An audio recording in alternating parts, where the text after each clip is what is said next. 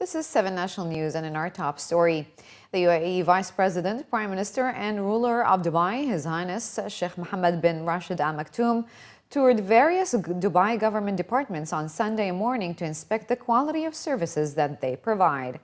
The visits were made mainly to service-oriented departments and were aimed at assessing their readiness to provide high-quality and timely services to customers.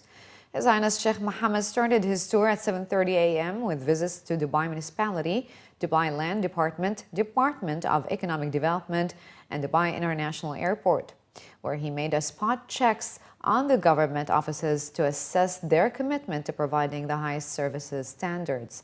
During the tour, His Highness Sheikh Mohammed also reviewed facilities and services provided to passengers traveling via Dubai International Airport. The Crown Prince of Dubai and Chairman of the Dubai Executive Council, His Highness Sheikh Hamdan bin Mohammed bin Rashid Al Maktoum, on Sunday launched an indicator for innovation in modern transportation. Stating that it is the first of its kind in the world, His Highness Sheikh Hamdan said that the Urban Transport Innovation Index reflects the Dubai Plan 2021, which reflects the vision of the UAE Vice President, Prime Minister and ruler of Dubai, His Highness Sheikh Mohammed bin Rashid Al Maktoum, for reinforcing Dubai's position as a global destination at various levels. The Crown Prince was quoted as saying that Dubai is aiming to be among the top countries in this field. The new indicator is part of Dubai's strategy for innovation, whose 20 initiatives will be rolled out over 3 years, aims to make Dubai the world's most innovative city. On the occasion of the Emirati Women's Day on the 28th of August, an event to celebrate the women in the UAE was organized by the Ministry of Climate Change and Environment in cooperation with the Dubai Electricity and Water Authority earlier today. The organizers invited prominent women from the UAE to speak at the event to inspire young Emirati women attending. The speakers attributed the success of the UAE to its leaders' wisdom and vision. They also said that it was their foresight that gave the Emirati women the stance they hold in society now as partners in development and leaders in progress. They also referred to the various challenges that Emirati women were able to overcome with the support of the country's leadership, which continuously gives women all the needed assistance to become integral parts of the society. Comparing the past and present, the speakers noted that the UAE has achieved a great stride by being one of the top countries in the world that has almost 50% of women in high positions within government entities, adding that as per the directives of the country's leaders, women will continue to have an essential role to play in achieving the UAE's future vision. First of all, I would like to congratulate all our women here in the UAE for the Emirati Women Day. The woman participation in the development of the country was there since the day one. The Mother of the Nation was supporting His Highness Sheikh Zayed, the founder of UAE, throughout the whole development. So they managed to overcome all the challenges throughout the last 4 decades which helped us even putting the UAE in the global agenda when it comes to women empowerment and the involvement of women in this field. They are in the technology part, the innovation part, or in research and development, and in generation, desalination plant, and everywhere. Really, they are very bright, smart, and they are very keen to do more work and to come, if require, work after office hour. That's why, I mean, if they enjoy the work, and I think if they find, I mean, the environment for them is a clean environment, and I think they can produce more and they can be more protective. My first advice to the young generation that 2 things. One, really you have to remember the mother and grandmother of your mother, the old generation. Those are the ladies who face a big challenges, financial, economic, political, social. It was very hard life in UAE 50 years ago. The second point, which I really always try to remind the young generation. Be modest with your success. Once you are just happy and proud with your achievement and forget the society around you, you create a distance and a big gap between you and the previous people. As many schools across the UAE aim to meet the UAE's educational goals with new policies and programs, parents have been urged to plan for their children's future while also looking at new ways to combat the rising cost of living. With recent studies suggesting that expats in the UAE spend around 20 to 40% of their income on tuition fees and other schooling expenses, some parents in Sharjah stressed that despite the rise of cost of living in the UAE, children's education cannot be compromised at any cost. Although tuition fees hikes are not implemented every year across many schools in the UAE, parents feel that other unplanned expenses and charges for new uniforms, books, and school transport force them to plan their budget in advance and meet the back-to-school expenses. On the other hand, school authorities highlighted that top-quality education always comes at a price, and since the UAE aims for a first-rated educational system in line with the vision of 2021, they are also planning to align with the national educational targets of the country while ensuring that there is less financial burden on parents.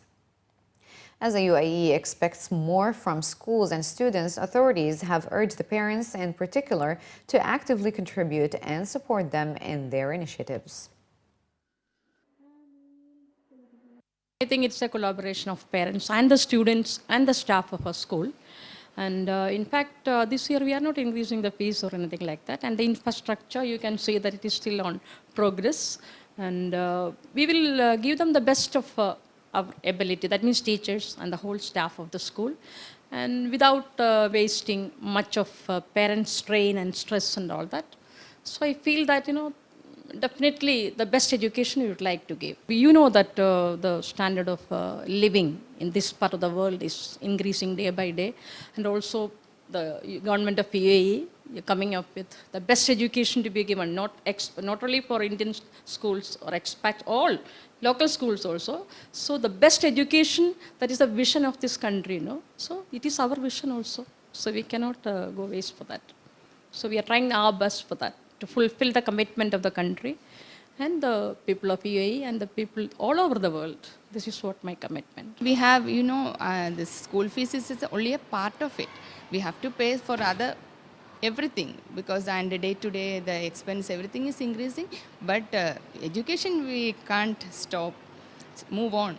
So normally I have only one son. So I just want to give him the best education. What are the fees we have to pay really, because of our children's this thing. That's why we have to pay. Because another thing, because we have to the fees on monthly basis, because they are also facing so many problems in the schools also. The Dubai Traffic Department has recommended that special parking cards be given to disabled drivers, with these cards to be registered in their license. Major General Mohammed Saif Al-Zafin, Assistant Commander-in-Chief of the Dubai Police for Operation Affairs and Chief of the Federal Traffic Council, said that the Council has recommended the allocation of cards for handicapped parking slots, which will be handed over to the drivers who are on wheelchairs or walk with the help of crutches. The handicap sign was made mandatory for cars to reduce the misuse of parking spaces. To avoid misuse of these limited handicapped parking slots, the cards will be given only to the driver, and this will be mentioned in the driving license. The Traffic Council also recommends a link between the Traffic Department and the health authorities by suggesting that a report of disabled drivers be submitted to the Health Department. And finally in the bulletin, as the excitement builds up for the opening of the amusement parks in Dubai, there is a new attraction that nature lovers will particularly enjoy in the shape of an indoor rainforest. Located at City Walk, the Green Planet will officially open its doors for public on the 1st of September, providing its visitors a captivating experience of navigating through a tropical rainforest. Featuring a giant biodome, the new attraction boasts a large man-made tree, which is also home to over 3,000 plants and animals kept in temperatures between 25 and 28 Celsius, along with appropriate humidity levels. The journey through the forest begins with a giant aquarium, following which there are around 4 levels to explore and have a chance to meet other exotic and tropical animals. Managed by professionals from a zoosanarium group, zoologists have stated that the new attraction also aims to be an educational facility to help the younger generation better understand the ecosystem through an interaction with a number of free-range animals. Among the popular animals that visitors should look out for include the weaver ants, as well as what are known as the largest living pair of hyacinth macaw. Entrance to the green planet costs 90 dirhams for adults and 70 dirhams for children.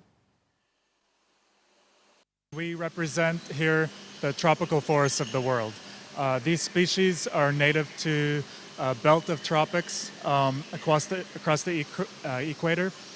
We have species of birds, plants, reptiles, amphibians, terrestrial insects, freshwater fishes. These guys were all sourced to represent the diversity of the tropics, of the tropical forests. A lot of thought was put into the design of the facility. So most of these species, we have known parameters for what they need to survive successfully. So the design of the building itself provides for those parameters, for the temperature, the humidity, the water quality, the soil type. All those factors set our species up for success. So it's a great visitor experience because they get to see really healthy, active, content animals. We put a lot of thought into researching which species exactly. Each species has a certain vetting process. We look for, is it safe? Is it going to be a nice exhibit? Is it going to get along with the other species in here? So a lot of thought was put into the collection and to the mix of species that we put in here. Exactly, we wanted to really bring the environmental awareness to the country. This is exactly the aim of this facility. It's highly educational, so of course schools are our prime target, but it attracts, we are planning to attract families from really small kids to elderly people.